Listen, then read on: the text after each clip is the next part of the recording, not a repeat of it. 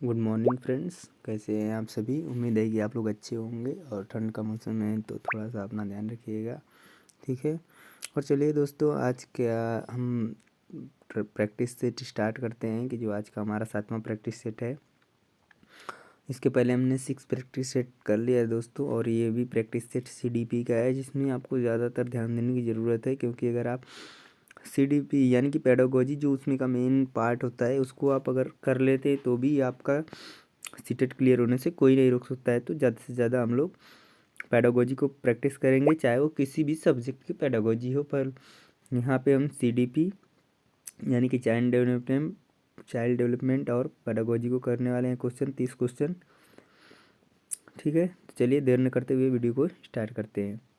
और याद है, आप देख तो हमारे 6 प्रैक्टिस सेट नहीं देखे हैं तो कृपया आप उसको जाकर देख लीजिए प्लेलिस्ट में, ठीक है।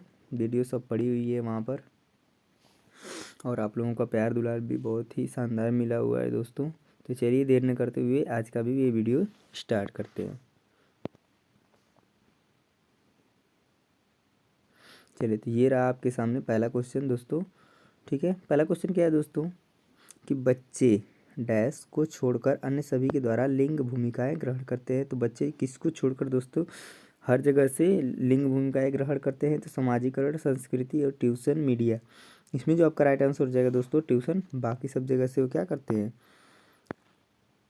लिंग भूमिकाएं ग्रहण करते हैं, ठीक है। चलिए next question, question number second. Question number second क्या है दोस्तों, मानकीकृत परीक्षणों की आलोचनाओं में से यह है कि उनकी भाषा को समझना मुश्किल है। परीक्षण बड़ी आबादी पर लागू नहीं किया जा सकता। वे बच्चे की क्षमता की स्पष्ट तस्वीर नहीं देते हैं। वे मुख्य रूप से मुख्यधारा की संस्कृति का प्रतिनिधित्व करते हैं और इसलिए ये पक्षपाती है। तो ये क्या है दोस्तों कि बच्चे की क्षमता की स्पष्ट तस्वीर नहीं देते हैं, इसका राइट आंसर हो जाएगा, ठीक है। क्वेश्चन नंबर 3, एकाधिक बुद्धि का सिद्धांत कहता है कि बुद्धि कई प्रकार की हो सकती हैं। पेपर पेंसिल परीक्षण सहायक नहीं है। प्रभावी अध्यापन के द्वारा बुद्धि बढ़ाई जा सकती है और बुद्धि तेजी से बढ़ाई जा सकती है। तो क्या होगा दोस्तों, इसका राइट आंसर हो जाएगा कि एकाधिक बुद्धि, इसका मतलब कि बुद्धि कई प्रकार की हो सकती है, ठीक है। इसका राइट आंसर हो जाएगा। चलिए नेक्स्ट क्वेश्चन पे चलते हैं, क्वेश्चन नंबर 4। क्वेश्चन नंबर 4 क्या है दोस्तों कि शिक्षक सीखने के लिए मूल्यांकन और सीखने के मूल्यांकन दोनों का उपयोग कर सकते हैं। बच्चे के सीखने की ज़रूरतों को जानने में और तदनुसार शिक्षण रणनीति का चयन करने में, आवधिक अंतरालों पर बच्चों के प्रदर्शन का आकलन करने और उनके प्रदर्शन को प्रमाणित करने में, बच्चों की प्रगति की निगरानी करने और उनके सीखने के अंतराल को भरने के लिए उचित लक्ष्य निर्धारित करने में, और बच्चों की प्रगति और उपलब्ध स्तर को जानने के लिए। इसका जो राइट आंसर हो जाएगा आपका दोस्तों ऑप्शन नंबर सी। चलिए नेक्स्ट क्वेश्चन पे चलते हैं, क्वेश्चन नंबर 5। क्वेश्चन नंबर 5 क्या है दोस्तों, निम्नलिखित में से कौन सा सतत और व्यापक मूल्यांकन से संबंधित नहीं है दोस्तों। तो यह शिक्षण अधिगम प्रक्रिया का एक अभिन्न अंग है। सभी है दोस्तों, यह विभिन्न शिक्षा क्षेत्रों में बच्चे की उपलब्धि पर केंद्रित है। यह बच्चे को धीमे, खराब और बुद्धिमान के रूप में चिन्हित करने में उपयोगी होता है। इसे भारत के शिक्षा अधिकार अधिनियम द्वारा अनिवार्य किया गया है। इसका जो राइट आंसर हो जाएगा दोस्तों ऑप्शन नंबर सी हो जाएगा। चलिए नेक्स्ट क्वेश्चन पे चलते हैं, क्वेश्चन नंबर 6। बच्चों में प्रतिभाशालिता के कारण हो सकते, क्या कारण हो सकता है दोस्तों, तो आनुवंशिकता और वातावरण के बीच एक अंतःक्रिया, ये हमारा सबसे इम्पोर्टेंट बन जाता है दोस्तों। ये हमारा राइट आंसर हो जाएगा। Question number 7। आज दोस्तों हम लोग कम समय में लगभग 15 मिनट में हम लोग 30 क्वेश्चन करने वाले हैं, ठीक है। ये आपको दोस्तों प्रैक्टिस जो क्या है कि टाइम मैनेजमेंट के लिए भी आपका हेल्पफुल रहेगा, ठीक है। चलिए नेक्स्ट क्वेश्चन पढ़िए, क्वेश्चन नंबर 7। सामाजिक आर्थिक रूप में वंचित पृष्ठभूमि से आने वाले बच्चों को कक्षा के माहौल की आवश्यकता होती है जो उनके सांस्कृतिक और भाषाई ज्ञान को महत्व देता है तथा उनका उपयोग करता है। ये तो सबसे प्लस पॉइंट है दोस्तों। उनकी भाषा के उपयोग को हतोत्साहित करना गलत है दोस्तों। बच्चों की उनकी क्षमताओं के वर्गीकृत बांटना भी गलत है, और उनके साथ अच्छा व्यवहार सिखाता है। तो इसका जो राइट आंसर हो जाएगा दोस्तों ऑप्शन नंबर ए हो जाएगा। कक्षा में सृजनात्मकता और प्रतिभाशाली बच्चों के लिए आवश्यक हस्तक्षेप निर्भर करता है, किस पे करता है दोस्तों, तो उन्हें अतिरिक्त समय दिए जाने पर उनके प्रति स्नेही ना होने के नाते पर उन्हें अन्य बच्चों को पढ़ाने की जिम्मेदारी देने पर शिक्षक द्वारा अनुकूलित और प्रेरक निर्देशन तरीकों के उपयोग पर। ये आपका राइट आंसर हो जाएगा दोस्तों। क्वेश्चन नंबर 9 क्या है कि अति संवेदनशील बच्चों के सीखने में मदद करने के लिए निम्नलिखित में से कौन सा तरीका उपयुक्त तरीका नहीं है दोस्तों। ये है कि वो बेचैन होने पर अक्सर उन्हें फटकार लगाना, ये गलत तरीका है दोस्तों। तो ये हमारा राइट आंसर हो जाएगा ऑप्शन नंबर सी। अलग अलग सोच वाले पैटर्न उन बच्चों की पहचान करते हैं जो क्या है दोस्तों, डिसलेक्सी है, सृजनात्मक है, प्रत्यास्थी है या फिर विकलांग है। ये अलग अलग सोच वाले पैटर्न उन बच्चों की पहचान करते हैं जो किसकी पहचान करते हैं दोस्तों, जो क्या है, सृजनात्मक है। ठीक है। क्वेश्चन नंबर 11, निम्नलिखित में से कौन सा शिक्षक द्वारा कक्षा में बच्चों के लिए समस्या हल करने के तरीके का वर्णन नहीं कर सकता है। कौन नहीं कर सकता है दोस्तों, अभिसरण उत्तरों वाले प्रश्न पूछना जो है कि उसके लिए समस्या हल करने के तरीकों का वर्णन नहीं कर सकता है।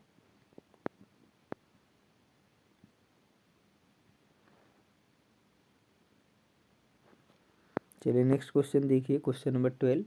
क्वेश्चन नंबर 12 क्या है दोस्तों कि निम्नलिखित में से कौन सा एक संवेग है। तो डर, ध्यान, उत्तेजन और स्मृति। तो इसमें जो एक संवेग है दोस्तों डर। ठीक है, और बहुत ही इंपॉर्टेंट क्वेश्चन है, बहुत ही छोटा क्वेश्चन है पर यहाँ पे गलती ज़्यादातर होती है। क्वेश्चन नंबर 13, एक 3 साल का बच्चा बताता है कि दूध बूथ पर एक मशीन द्वारा दूध का उत्पादन होता है। निम्नलिखित में से कौन सा बच्चे की समझ का सबसे अच्छा स्पष्टीकरण प्रदान करता है। तो बच्चे का जवाब दूध बूथ से दूध खरीदने के अपने अनुभव पर आधारित है या बच्चों ने गायों को कभी नहीं देखा है। बच्चे का परिवार बच्चे को प्रेरक वातावरण प्रदान नहीं करता, बच्चे को दुनिया का बहुत सीमित अनावरण या फिर ज्ञान है। इसका जो आपका राइट आंसर हो जाएगा दोस्तों कि बच्चे का जवाब दूध बूथ से दूध खरीदने के अपने अनुभव पर आधारित, यानी कि वह दूध खरीदने जाता है तो देखता है कि वहाँ से क्या हो रहा है, दूध बूथ से ही क्या हो रहा है, दूध जो है कि मिल रहा है, दूध का उत्पादन हो रहा है, तो वो उसके आधार पर ये चीज़ कर पा रहा है। ठीक है, ये उसका राइट आंसर हो जाएगा। क्वेश्चन नंबर 14, निम्नलिखित में से कौन सा शिक्षक की भूमिका का सबसे अच्छा वर्णन करता है।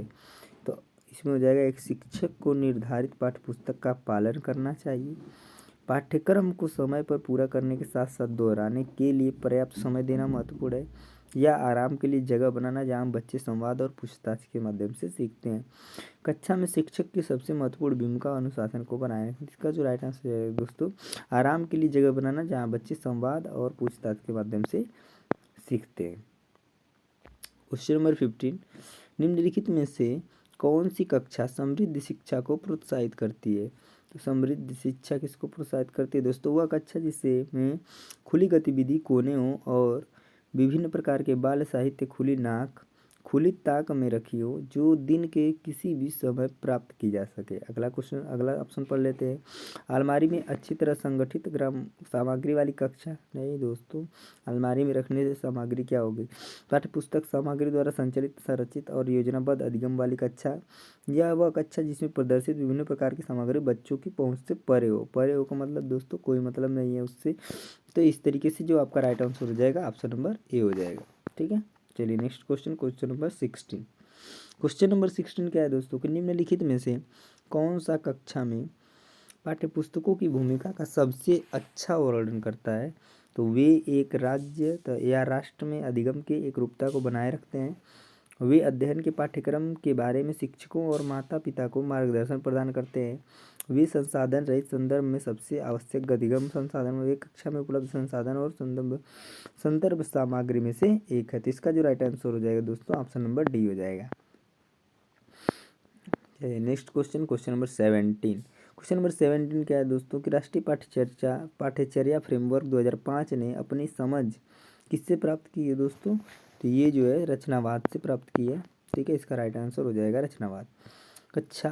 कक्षा में बच्चों को प्रेरित समझा जा सकता है यदि वे कैसे हों, वे कक्षा में अनुशासन बनाए रखते हैं, वे उपस्थिति में नियमित हैं, वे अच्छी तरह से वर्दी पहने स्कूल में आते हैं, वे शिक्षक से स्पष्टीकरण प्राप्त करने के लिए प्रश्न पूछते हैं।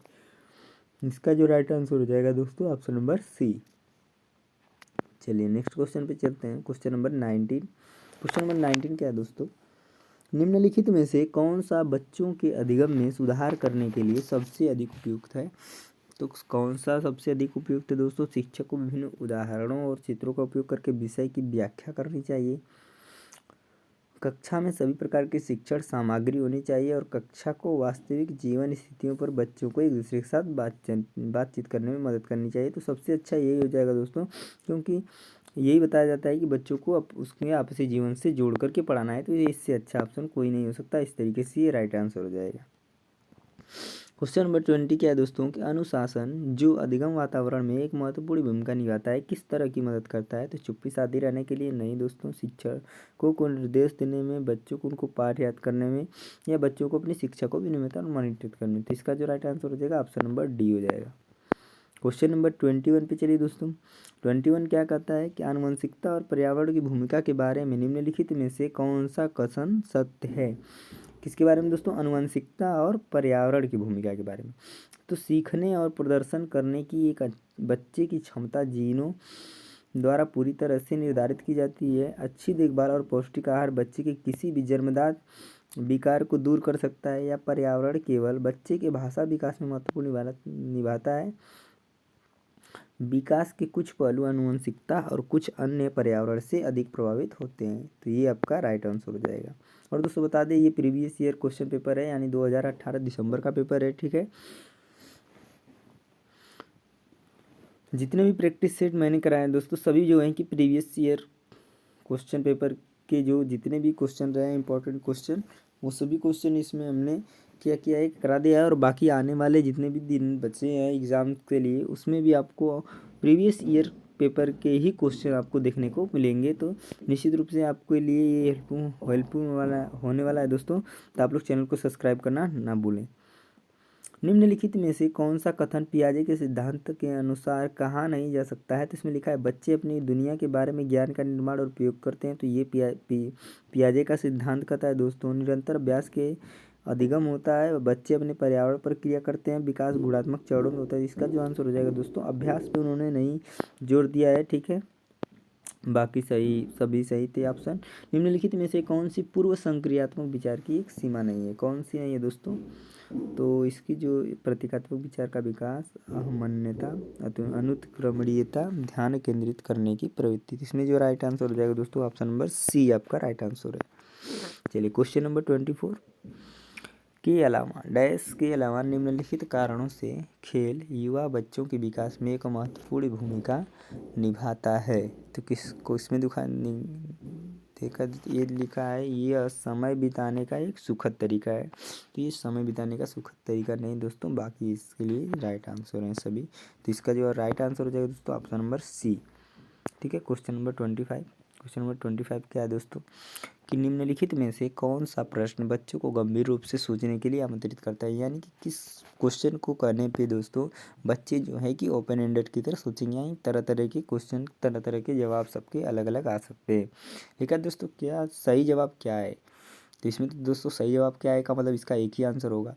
क्या आप इसी तरह की स्थिति के बारे में सोच सकते हैं, विभिन्न तरीक़ों से हम इससे कैसे हल कर सकते हैं, क्या आप इसका उत्तर जानते हैं। तो इसका जो राइट आंसर हो जाएगा दोस्तों ऑप्शन नंबर सी हो जाएगा। यानी कि विभिन्न तरीक़ों से बोल ही दिया, तो विभिन्न तरीक़ों से हम कैसे इसे हल कर सकते हैं, जिसमें यानी कि अलग अलग फार्मूले या अलग अलग तरीके से इसको यूज करना है। तो इस तरीके से ये राइट आंसर हो जाएगा।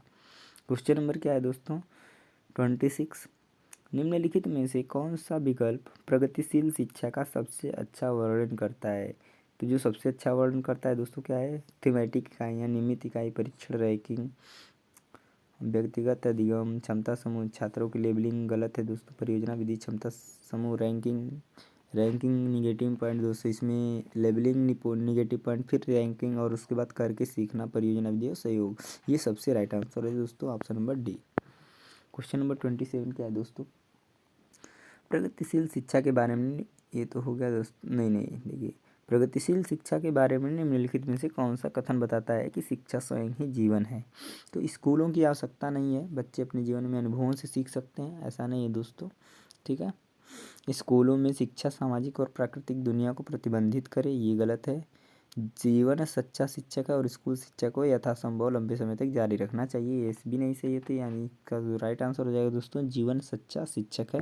यानी जीवन ही हमारा क्या है, सच्चा शिक्षक की तरह व्यवहार करता है, यानी कि हम अपने अनुभव से सीखते हैं, उसके लिए इस चीज़ को बता रहा है, उसका मतलब ये है।